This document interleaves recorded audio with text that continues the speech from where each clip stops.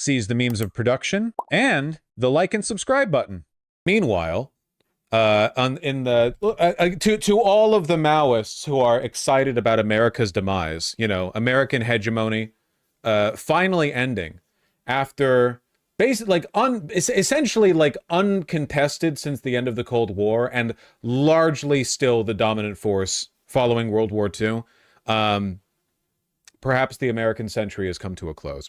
NATO is in disarray after the U.S. announces that its security priorities lie elsewhere. Phenomenal stuff. Man. Yeah, hegseth, how long is that speech? Hold on. Hegseth, speech, NATO. Too long? 32 minutes? He's not that charismatic, despite being, you know, a Fox News host. I think he'd be slightly better at it. Allies, and I quote, suit looks like shit. By means of continuous and effective self-help and mutual aid, will maintain mutual aid? Is this the most socialist head of the DoD of all time? Resist armed attack. Leaders of our European allies should take primary responsibility for defense of the continent, which means security ownership by all allies, guided by a clear understanding of strategic realities. And it's an imperative given the strategic realities that, and that begins with increasing soy pocket square. Also, he just looks like just the suit looks like plastic. It looks like sheen. I don't know, whatever.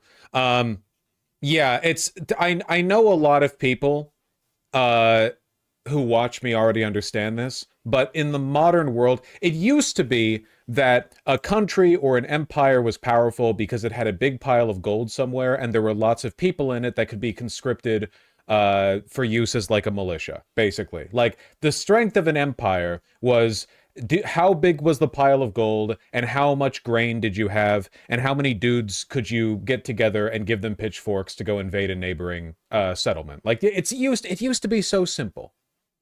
And it was like that all the way up until basically the end of World War II. Like, you know, Germany's, there was international trade back then, but Germany's, you know, war machine was largely built up domestically. And there were no phones, you know, exactly.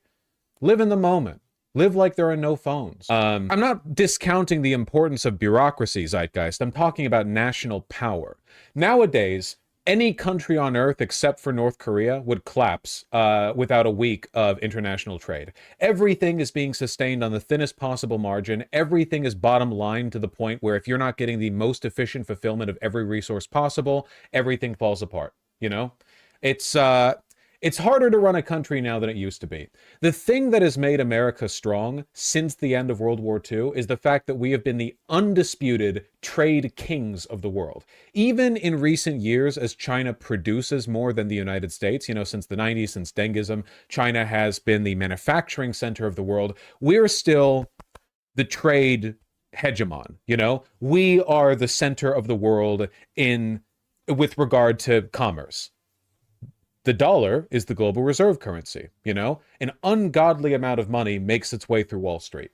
This seems to be more or less over, or at the very least, we're moving away from it. The current administration doesn't favor American soft power in the form of US aid or economic alliances, is alienating all of our allies, as is the case here with hegseth going to, you know, a NATO, you know, military conference and essentially saying like, yeah, pay for your own you, basically. It's the opposite strategy that we've used to secure our place in the world stage, you know? Like the Marshall Plan, right?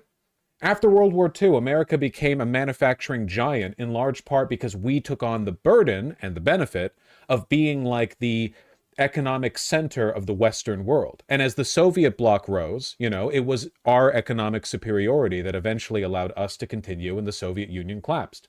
The Soviet Union couldn't sustain the level of military spending they were engaging in. There were severe internal contradictions within their, you know, economic and social modality, in large part because they were revisionist and not properly socialist. You. They didn't commit to the bid, is what I'm saying. America and its allies are capitalist and fascist. Those two work together like peanut butter and jelly. Meanwhile, they're over there doing state capitalism. What are you doing? There are contradictions. There are contradictions. The dialectic needs to advance, but did they advance fast enough? No, they didn't. So sad. Too bad, so sad. Anyway, China's taken our place now, or at least they're trying to. The EU as well is going to pull apart. In a way, it's kind of nice to see American hegemony start to collapse because we're so stupid and racist and greedy and disgusting of a people that we would shoot ourselves in the foot over and over and over again if it meant that, like, brown people got less. It is a little bit satisfying to see that, like, the mechanisms by which racists attempt to take power back for themselves are actually poisonous to them and the world, rather than just the world and not them. But, you know, a lot of people are going to get hurt. Are the Chinese not racist? Oh, way to generalize.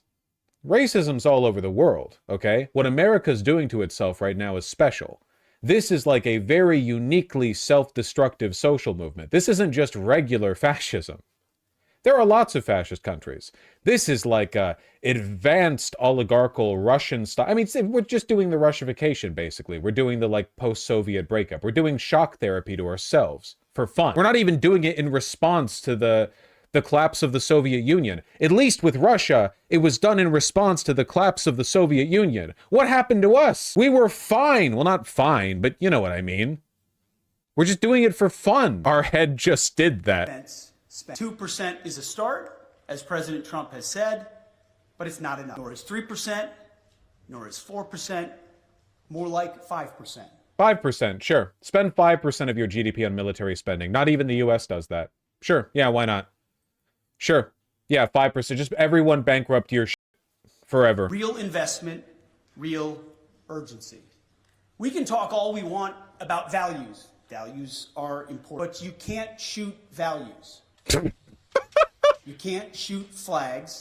Retard. And you can't shoot strong speech. There is no replacement for hard power. As much as we may not want to like the world we live in some... This is what I mean by, like, the suicide cult. This is the shit people talk about, like, towards the end of Rome or whatever. This is up there. This is the fascist militarist equivalent of reading about the excesses in the Palace of Versailles, or reading about, like, the Roman emperors towards the collapse, like ignoring the shouts of the people outside, or, you know, Nero playing the fiddle as Rome. Like, it is so self-destructive for no reason. It's insane. It's just stupid. It's all posturing.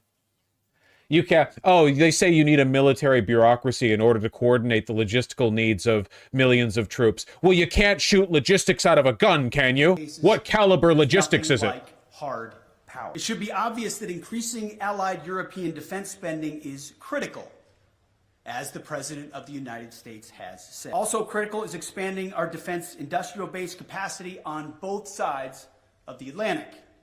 Our dollars, our euros, our pounds must become real capability. The U.S. is fully committed under President Trump's leadership to pursue these objectives in the face of today's threat. Yesterday, like, right now, everyone in this audience is thinking, I wonder how well we could do in the post-NATO collapse water wars or whatever. Like, everyone watching this right now heard 5% of our GDP. Okay. I wonder how much grain we have stored. Like, there's no one's doing this. There's no reason. It's just posturing. I had a chance to attend the Ukraine Defense Contact Group today, participated in both the NATO Ministerial and the Ukraine Council. In both, we discussed Russia's war of aggression against Ukraine. I had the chance to brief allies on President Trump's top priority: a diplomatic, peaceful end to this war, as quickly as possible, in a manner that creates enduring and durable peace. The American Defense Department fully supports the efforts of the Trump administration, and we look to allies to support this important work, with leading on Ukraine security assistance now through increased contributions and greater ownership of future security. To that end, I want to thank my UK counterpart, Defense Secretary John Healey. Hold on one second. I just thought it'd be good to go over this list. He's saying that every NATO member needs to contribute at least 5%. Let's take a look really quick at countries with the highest military spending. Right over here. Based on a percentage of their GDP. Ukraine, 37% of their GDP. Makes sense. They're in total war for their survival. Algeria, Saudi Arabia, Russia, Oman, Israel. And we're out. That's it. Kuwait, 4.9%. Poland, 3.8%. America, with our obscene military spending, 3.4. Greece, whose is only that high because they long to retake Cyprus. Colombia, South Korea, Pakistan, Singapore, Finland, United Kingdom 2.3, Taiwan, France, Iran, Denmark, and India at 1.9. And we're out of the 2 range. And there you go. Germany spends 1.5. In order for them to meet this requirement, they would have to more than triple their military spending. Poland is going to spend 5%. I wonder what's happened recently that would make Poland feel like they would need to massively increase their military spending. So he's telling everyone to give more money to defense contractors, no? Yes. Oh, and by the way, if you don't think a lot of that military spending for NATO countries isn't going to American military contractors, buddy, who do you think makes the best weapons? We do. Of course. Trust me.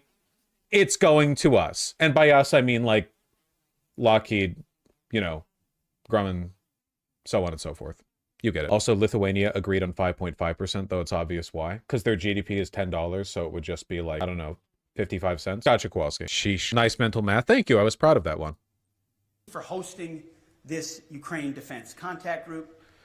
I'm sorry, Misgender Lynn posted this earlier of how stupid Hegseth looks. I don't know what it is with the MAGA guys and their obsession with dressing in bright blue rather than navy blue and wearing like orange shoes. Also his posture. Why is he standing like that? Historically, this color was only worn in chocolate factories.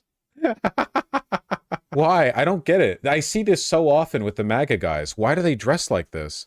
Probably because they're trying to match the blue in the flag. I don't know. For his leadership. President Trump gave me a clear mission.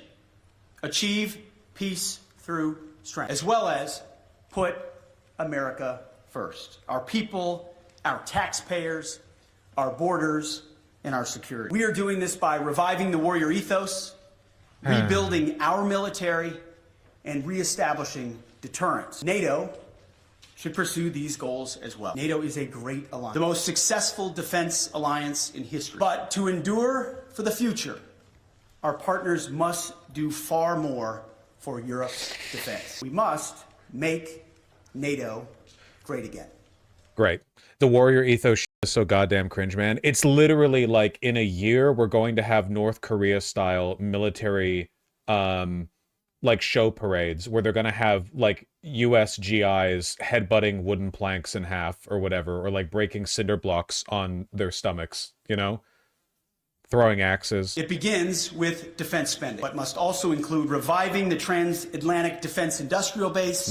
Germany parades. I really hate to make this comparison again because people get mad at me for doing it so often, but the Nazis did not have this stupid of an attitude towards military procurement. Probably because the Nazis had to put their money where their mouth was for their massive rearmament, whereas people like Hegseth and Trump are basically just sitting on an already existing military bloat, so they can just posture about how we don't need no logistics, we just need guys with big muscles or something, which obviously wouldn't have worked with the Nazis because they were coming out of the Great Depression and would not have been able to invade Poland if they'd taken that attitude. Basically, what I'm saying is good times create weak men. I'm literally just saying that. American military supremacy has produced, it has birthed a legion of mediocre retards who get to say stuff like that. And you know what? The same thing happened in Russia too, right? Zhukov was competent. What happens after the Soviet Union enjoys decades of like global superpower status? You get a bunch of fat bloviating oligarchs who get to like sit on their warehouses full of outdated Cold War machinery going like, yeah, we're actually like the greatest military on earth, actually. Just trust us. We have strongest men. And then they get into war with Ukraine and their logistics stalls 4 miles from their border. Rapidly fielding emerging technologies, prioritizing readiness and lethality, and establishing real deterrence. Finally, I want to close with this. After World War II, first General and then President Eisenhower was one of NATO's strongest supporters. He believed in a strong relationship with Europe. However, by the end of Eisenhower's presidency, even he was concerned that Europe was not shouldering enough of its own defense, nearly making, in Eisenhower's words, quote, a sucker out of Uncle Sam. Well, like President Eisenhower, this administration believes in alliances. Deeply believes in alliances. But make no mistake, President Trump will not allow anyone to turn Uncle Sam into Uncle Sucker. That's great. This is literally harsher than anything the Trump administration has ever said about Russia in the past, like, decade. Literally, like, this level of criticism, even, like, don't do a bad thing. That's more than what they've ever said about Russia. It's so obvious where their allegiances lie. And again, other countries take notice. We're not going to watch this whole thing because you get the gist. NATO in disarray after the U.S. announces its security priorities lie elsewhere. Again, what is it? No, it's a great century. I didn't think it'd be Chinese. Basically, everything Hegseth said in this speech was anti-American in the sense that it could only be said and projected by a person who despises American soft power. He said Ukraine will not get all of its territory back, not get to join NATO, security guarantee to Putin. NATO will not be involved in any future force that might be required to police Ukraine. Europe will, but the Europeans will have to pay for it. Americans won't get involved. Hegseth said NATO will not come to the rescue of any European nation involved in that force if it is attacked by Russia. Literally, like, we're not here. We're not doing anything. Russia can do what it wants. If they attack you, that's your problem. We're not helping you. I'm going to give away, like, the conditions of our military alliance rather than relying on strategic uncertainty, which has been the policy for decades and is basically, like, this is borderline treasonous. Like, isn't strategic uncertainty literally the entire point? That's the whole point. Article 5 doesn't exist. Nothing matters, etc., etc. NATO tests new deployment model without U.S. ahead of Ukraine war anniversary. Testing its ability to rapidly deploy across Eastern Europe without direct U.S. assistance as Washington shifts its approach towards European defense in the war in Ukraine. That's great, man. It represents the largest NATO operation plan this year, and we're not a part of it. Phenomenal. That's great. Is China around? Is China available?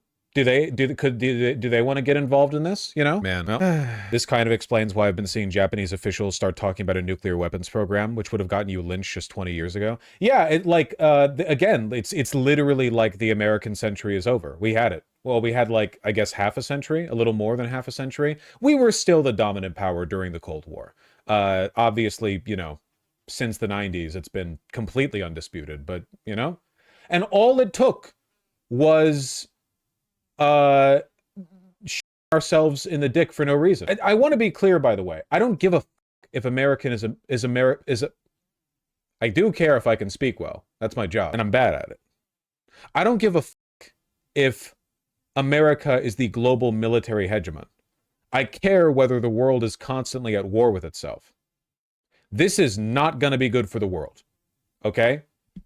America allying with our enemies, betraying our allies, empowering expansionist dictatorships, and telling a bunch of countries, hey, better build up your own military. Things are going to get rough. Better build up your own military. This is not a good strategy for global peace. It's like the opposite. It's what you would want to do if you wanted to start World War III. Or, hypothetically, if you wanted to divert an enormous amount of money into private military contractors. Hypothetically. Democracy is literally over once this SAVE Act passes. Yeah, they've been threatening us with this for a long time. But I'm not going to give it too much coverage until it looks like it's actually getting close to passing. Or I guess until it looks like a real shot is being taken at it. I've talked about this before.